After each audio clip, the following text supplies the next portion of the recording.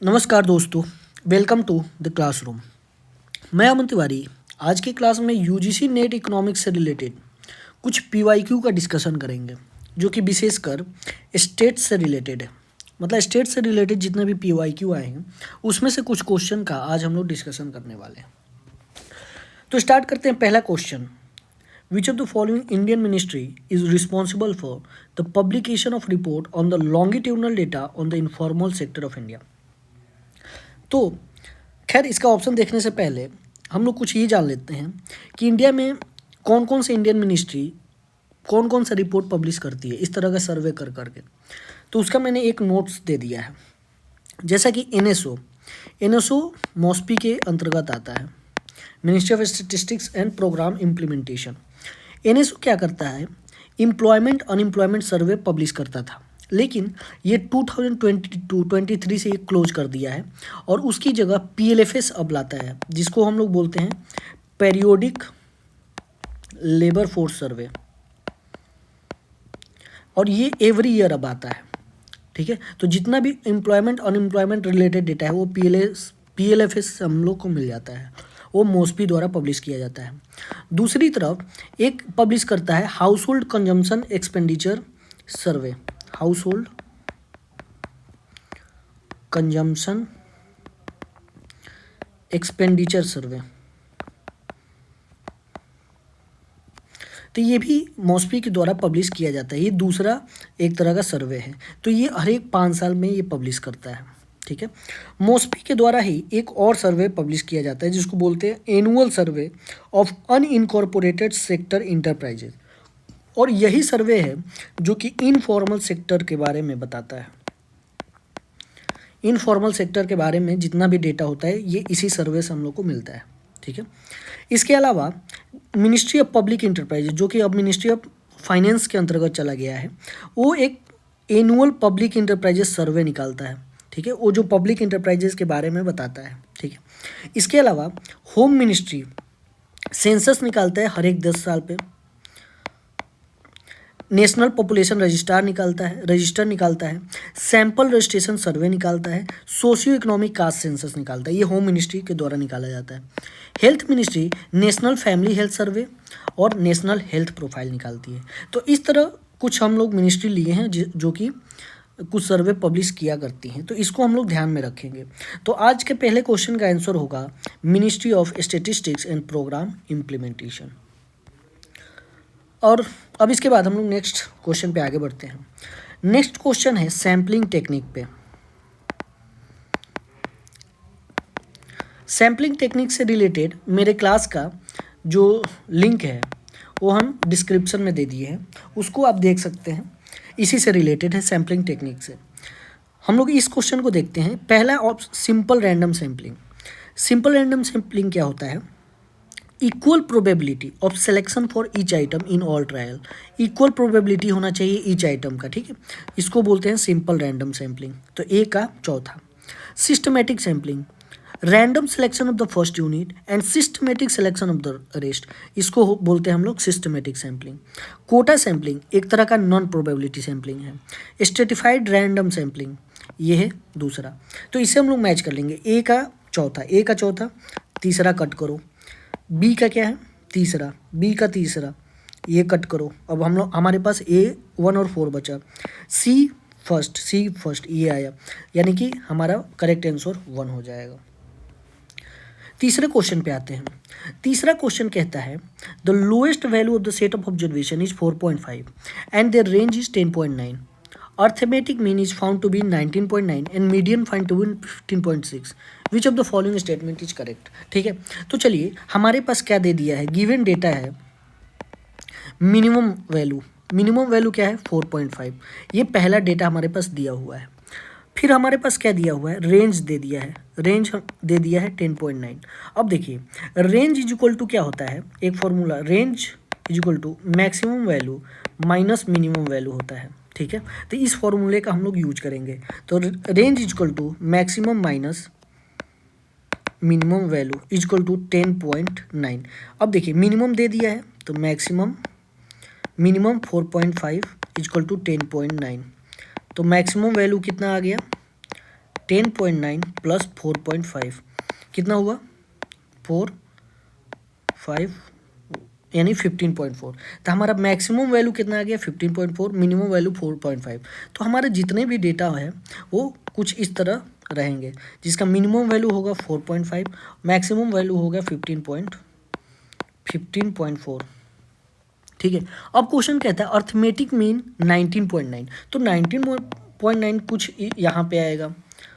Median found to be 15.6, median कह रहा है 15.6, तो ये रॉन्ग है, दोनों रॉन्ग है। चूंकि हमारा सेट ऑफ ऑब्जर्वेशन क्या है, इस दोनों के बीच में है, तो हमारा मीन मीडियन मोड ये हमेशा इसी के बीच में रहेगा। ठीक है, इसी के बीच में रहेगा, ये इससे बाहर नहीं हो सकता है। इसीलिए both arithmetic mean and median are wrong. ठीक है, समझ में आया। अब हम लोग चलते हैं चौथे क्वेश्चन पे। चौथा क्वेश्चन रिग्रेशन का क्वेश्चन है। क्या कहता है, in two variable regression dependent variable है y एंड x, यानी कि डिपेंडेंट वेरिएबल क्या है y है, इंडिपेंडेंट वेरिएबल x है।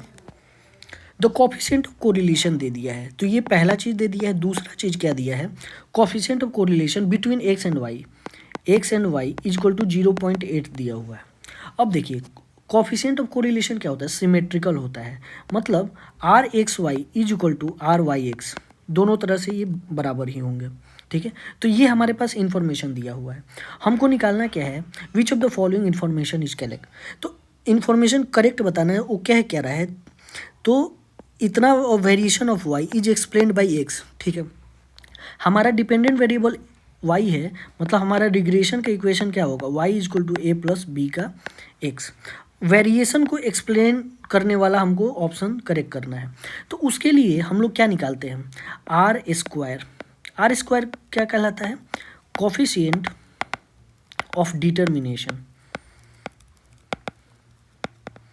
आर स्क्वायर क्या है, आर से मतलब कोफिशिएंट ऑफ कोरिलेशन से ही निकल के आता है coefficient of determination. Coefficient of determination क्या बताता है, how much variation in y मतलब dependent variable is explained by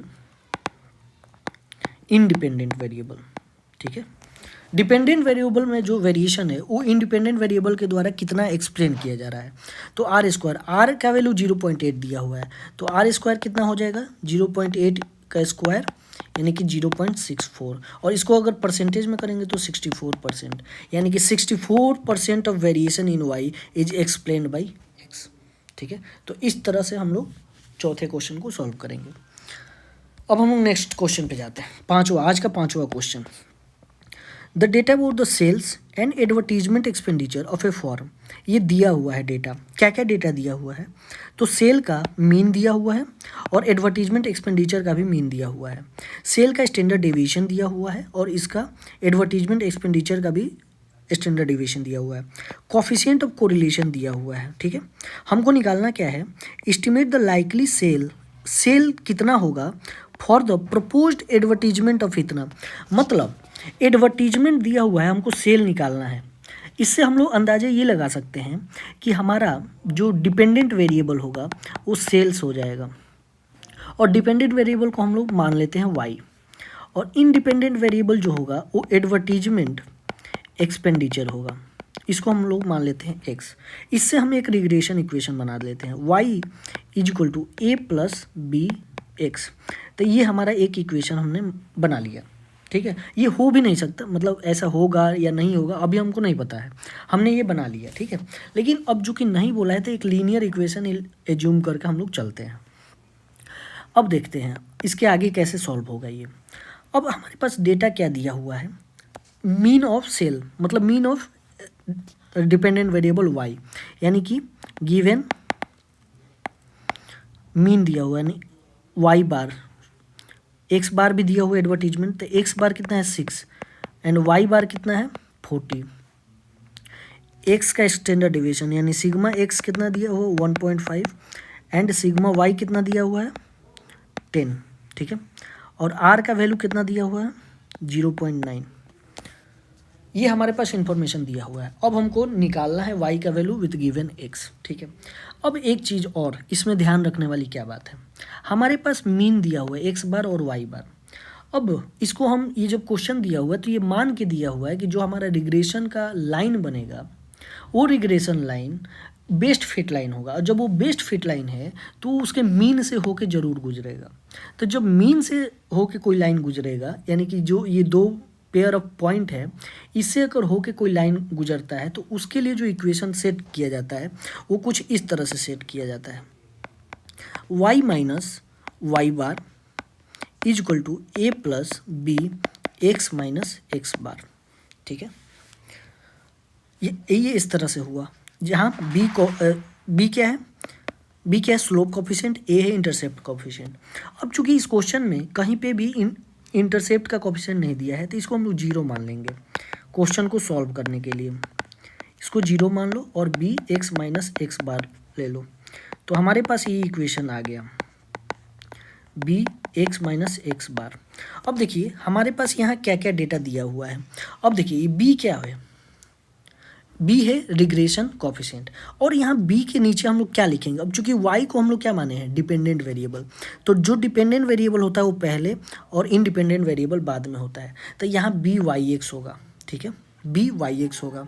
इसी का जस्ट अपोजिट, जैसे अगर हमको मान लो बी वाई एक्स का जो फॉर्मूला होता है वो क्या होता है, तो coefficient covariance of x Y divided by, यहाँ ये तो डिपेंडेंट वेरिएबल हो, वो ये इंडिपेंडेंट वेरिएबल, तो इसको हम लोग डिनोमिनेटर में लिखते हैं सिग्मा ऑफ एक्स का स्क्वायर। सेम उसी तरह बीटा अगर हम लोग एक्स और वाई का लेंगे बी का, तो कोवेरिएंस ऑफ एक्स वाई, चूंकि कोवेरिएंस क्या होता है, सिमेट्री होता है, या वाई एक्स लिखे या एक्स वाई लिखे, दोनों बात बराबर है। अब यहाँ इंडिपेंडेंट वेरिएबल वाई है तो सिग्मा वाई का स्क्वायर हो जाएगा। तो ये होता है रिग्रेशन कोफिशिएंट का फॉर्मूला, लेकिन ये हमारे पास डेटा नहीं है, तो अभी और हमको इसको इलेबोरेट करना होगा, तब हम लोग इसको सॉल्व कर सकते हैं। ठीक है, तो इलेबोरेट करने के लिए एक और फॉर्मूला होता है, वो क्या होता है वो हम लोग देखते हैं। जैसे हमारे पास बी वाई एक्स का फॉर्मूला क्या है, covariance of x Y divided by sigma x का स्क्वायर। ठीक है, अब हम लोग कोवेरिएंस एक्स वाई को सॉल्व करने की कोशिश करते हैं, तो कोवेरिएंस ऑफ जो एक्स वाई होता है, कोवेरिएंस ऑफ जो एक्स वाई होता है वो होता है 1/n summation of x minus x bar into y minus Y bar. ठीक है, और दूसरा एक और होता है, जैसे जब हम लोग रिग्रेशन कोफिशिएंट है, ये एक्स वाई लिखो या आर वाई एक्स लिखो, ये दोनों सिमेट्री होता है, दोनों का फॉर्मूला सेम होगा। तो रिग्रेशन कोफिशिएंट का जो फॉर्मूला होता है वो कोवेरिएंस के टर्म में क्या होता है उसको जरा देख लेते हैं। Covariance of x Y divided by, इसमें दोनों वेरिएबल का स्टैंडर्ड डेविएशन लिया जाता है।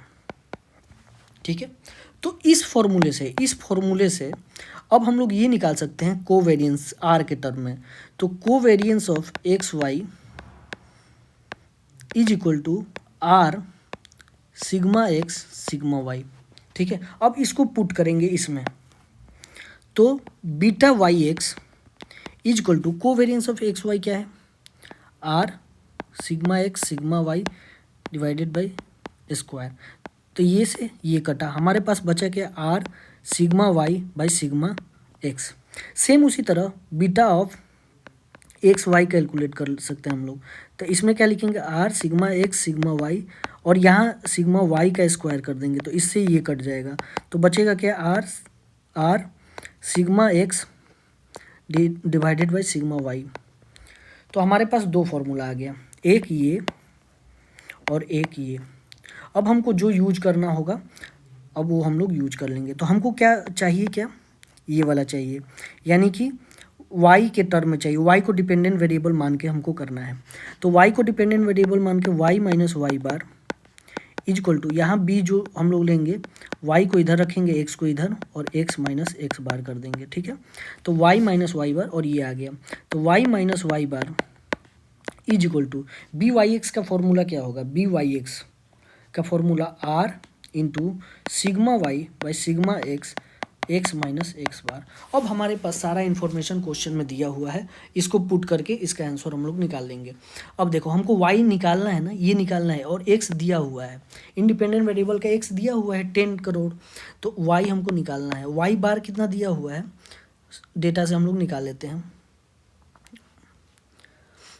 वाई बार कितना दिया हुआ है, वाई बार 14 है, वाई बार 40 है, तो वाई बार हो गया 40। आर कितना दिया हुआ है 0.9। सिग्मा वाई कितना दिया हुआ है, सिग्मा वाई देख लेते हैं 10 और 1.5। सिग्मा वाई 10 इंटू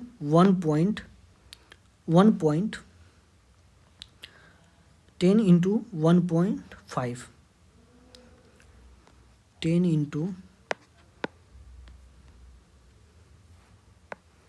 इंटू 1.5, ठीक है।